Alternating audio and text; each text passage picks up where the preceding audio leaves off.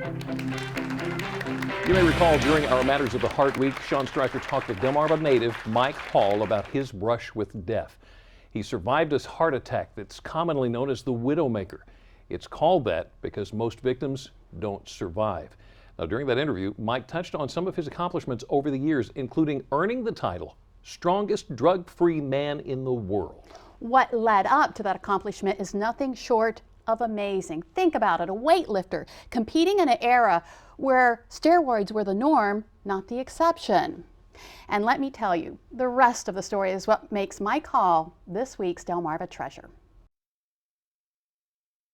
Squeeze, good. Awesome. Two more.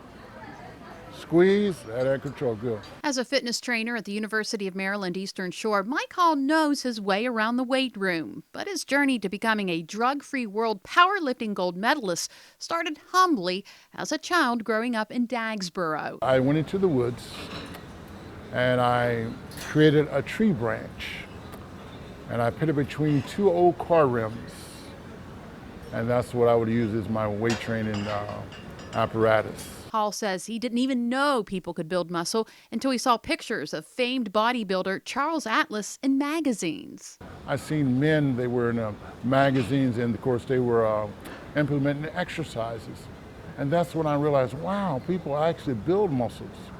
And that's when I got real excited. And that's when I started with the tree branch, the car rims, and cinder blocks, and that's what I wanted to do. So whether it would rain, whether it snow, it didn't matter. I just ended up just training and really enjoyed it. In high school, Hall became a shot put champion. By then, he could bench press 400 pounds. That attracted the attention of a high school coach. He's seen something in me. He's seen that this young man really likes these weights, these barbells.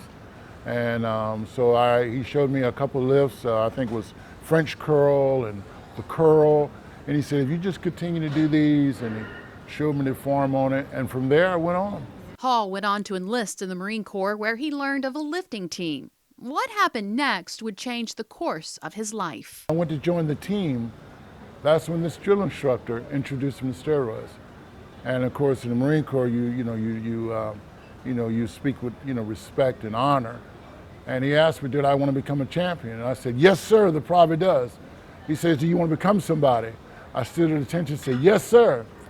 And he brought these little blue pills, and they were steroids. And I was so afraid at 17, because no one told me that I had to take drugs or steroids, enhancing drugs, to become a champion. And I was shivering. And I said, sir, he said, speak, maggot.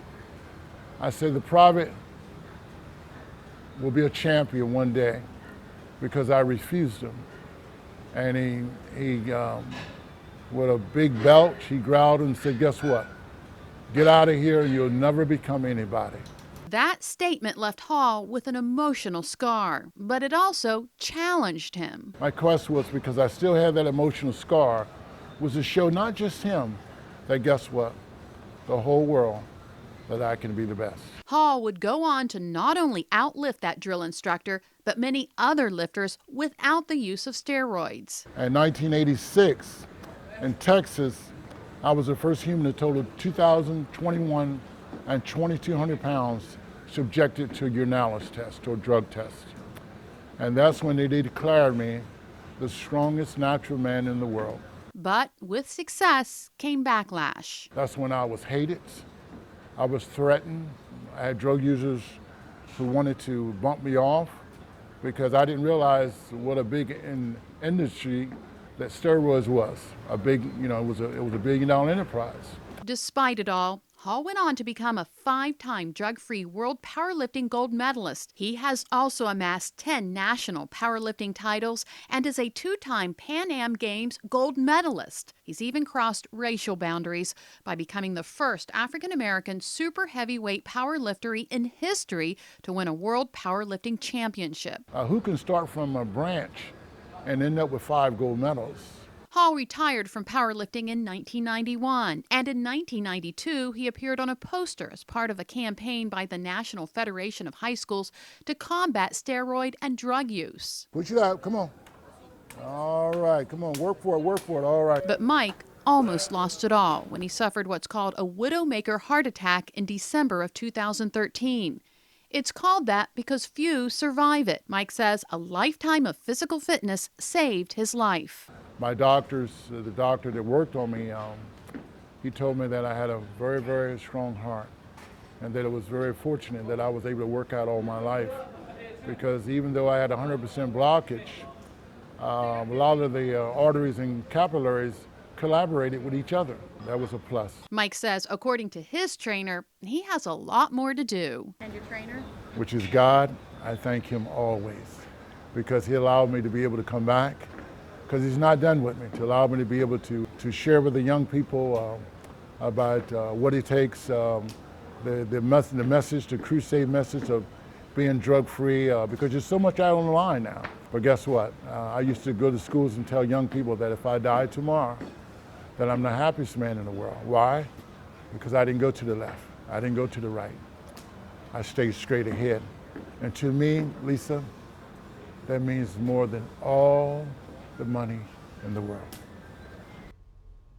Now, when the U.S. government took action 22 years ago to combat the deadly threat of anabolic steroids among athletes in our nation's youth, they turned to the Mike Hall story as a blueprint for how to be a champion without using drugs. Now, Mike's story was so powerful that then Senator Joe Biden had a newspaper article that chronicled Hall's life read into the 1990 congressional record.